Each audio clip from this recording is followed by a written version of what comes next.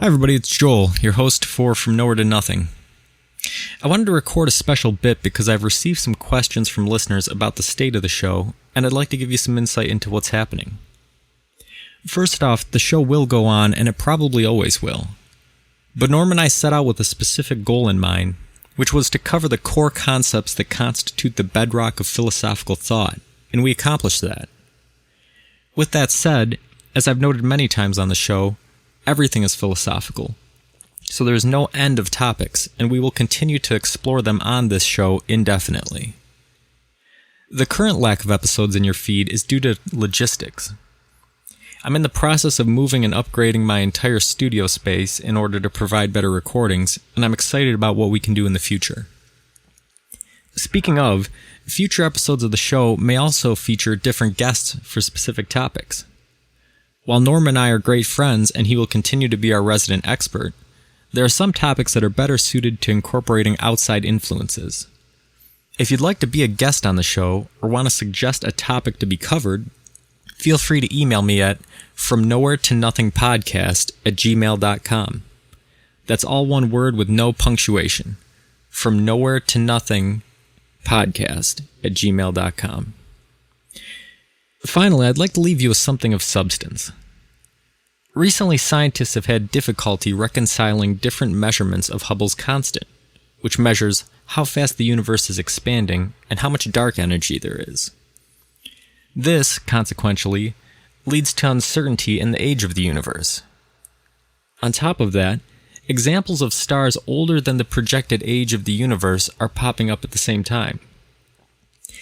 As bizarre as all of this sounds, it isn't the first time in history this exact thing has happened, and it probably won't be the last. So what does this have to do with philosophy? The lesson here is that science is always in an unfinished state. New evidence and measurements will continually shape our views of reality, but it's something other than science that gives interpretation to these statistics. Human creativity, artistry, and logic weave the story that is told by mathematics, and this is where philosophy happens. Philosophy is not blind conjecture and conspiracy theory, but it's also not fervent acceptance of every new scientific paper. Philosophy is taking scientific data and extrapolating from it where truth may lie in realms not yet reachable by science. Quick debates will establish that arguing about the moon landing or how vaccinations cause autism are not valid philosophical premises, while arguing about whether eating eggs is good or bad for your health is a valid premise. What's the difference? It is the amount of evidence that has been collected to support or refute ideas, and scientists use the sigma system to express this.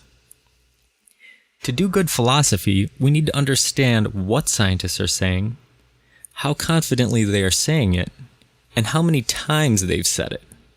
From there, the process of philosophy is to use logical lines of reasoning to determine where science, art, and human thought may take us in the future.